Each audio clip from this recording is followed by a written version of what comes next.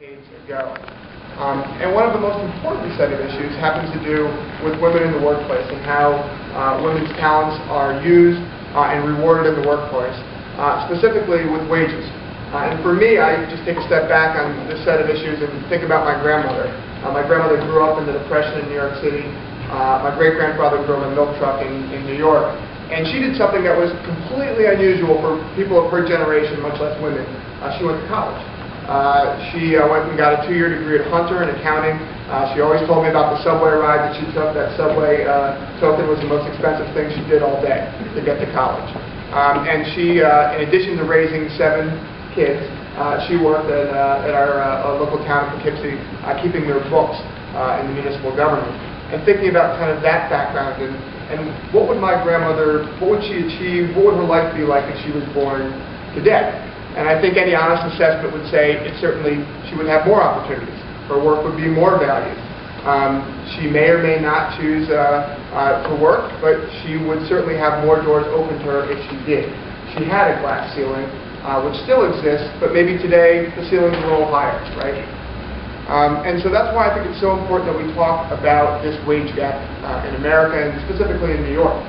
Here in New York, women earn 82 cents on the dollar compared to their male colleagues. Nationally, it's 77 cents on the dollar, so we're doing a little bit better, but that's still not good enough. And this wage gap has real impacts for families across New York.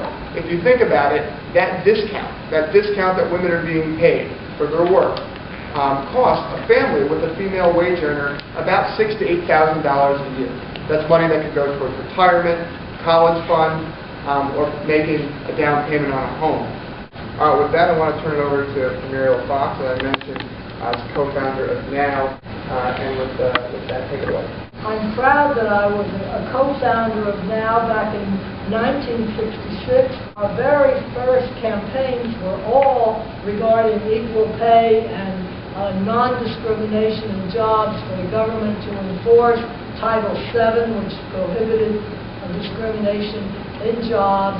And at that time, a lot of young people don't believe that our first campaign was to desegregate the help wanted ads, which said help wanted male, help wanted female. And young people say, are you serious? They had that in the newspapers? And it wasn't until December 1, 1968 that the New York Times finally said help wanted male and female. Unfortunately, some people just don't get it. They're not aware that many women are working 2-3 jobs. When you're talking about some of the jobs that don't get adequate pay, I think of the home health care workers who are taking care of youngsters or elderly. Their work is so very vital, and yet their pay is way under what it should be. Now, just by way of background, Lily Ledbetter worked at a Goodyear tire plant for 20 years. She became the first female supervisor. When she learned that she was being paid less than her male counterpart, she turned to the Supreme Court, but with the Supreme Court, in a 5-4 decision, the court stood on the side of those who shortchanged her pay, overtime, and retirement just because she is a woman. Now, what the Supreme Court said is she took too much time to file her complaint, despite the fact that she didn't know about it for nearly 2 decades. If not for the Fair Pay Act, the Supreme Court's wrong-headed interpretation would have been the law of the land. So it was an important step in the right direction, but it really can't be the last, because, as Justin mentioned, a little higher in New York, but around the country, women just still earn 77 cents for every dollar men make. That money is critical for families to afford everything, from movie nights to college tuition to their retirement. It's absolutely essential. Assemblywoman Galef is my Assemblywoman, and her long-time service to the community really needs no introduction. But I will mention something, since we're talking at Women for Wagner Week, that in my neck of northern Westchester, Sandy is leading a group of elected women that is really quite remarkable. The ticket where I live over in Portland and Peekskill involves an almost all slate of women. At the top, Senator Gillibrand, Assemblywoman Galef, County Legislator Catherine Borgia, my town supervisor Linda Puglisi. I'm just glad the Democratic Party is still allowing men to run every now and then.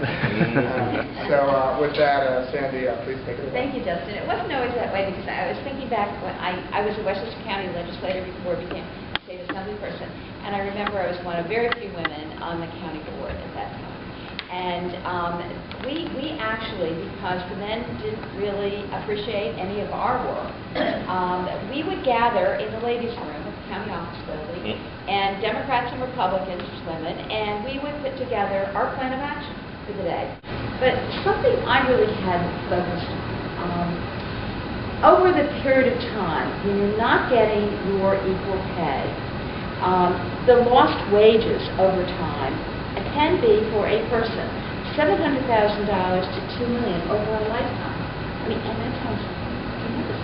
But when you start adding year after year after year, when you are getting less pay, that is really significant.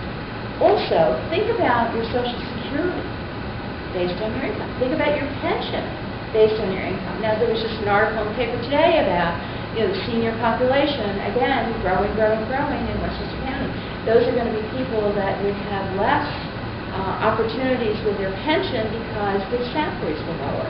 So we have to look at it as a lifetime experience, not just a year by year, what is your pay, but look at that as a lifetime. And we want to be sure that women who are very, very talented, just as talented as men, get the equality in their pay for their jobs. So, and Justin is going to be hopefully my partner to be able to get all of this done in Albany, and it's going to take a little bit of a sea change up in Albany in the Senate to be able to do this. I don't know why they don't care about women, but somehow, somehow it don't matter.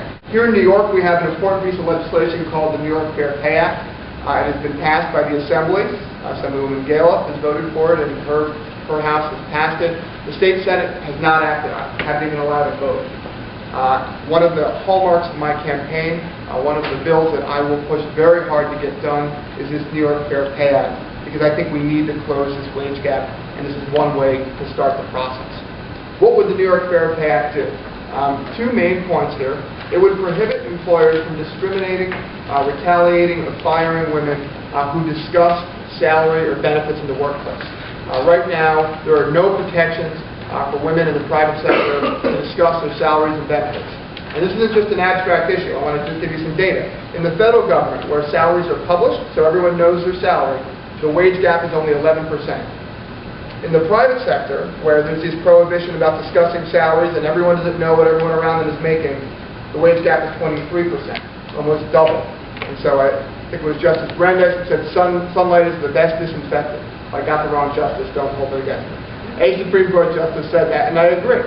Disclosure is not onerous. If people have information, it'll empower them, and so we need to remove those prohibitions, allowing employers to retaliate or even fire women for learning about their colleagues' pay and benefits. The second thing the New York Fair Pay Act will do, it'll put a stop to undervaluing sectors of the economy that are dominated by women and have too long been underpaid. It'll ensure equal pay for equal and comparable work. The fact is that many job titles disproportionately held by women have been undervalued and have been paid less than comparable jobs with the same level of skill and responsibility in male-dominated fields. So we need to put an end to the practice of using one job evaluation tool for job titles that traditionally are held by women and another evaluation tool for job titles traditionally held by men. The New York Fair Pay Act is not a panacea. It won't cure all our problems as a society, but it will move us closer to closing this wage gap, which I do think is so important in terms of fairness and in terms of moving our economy forward.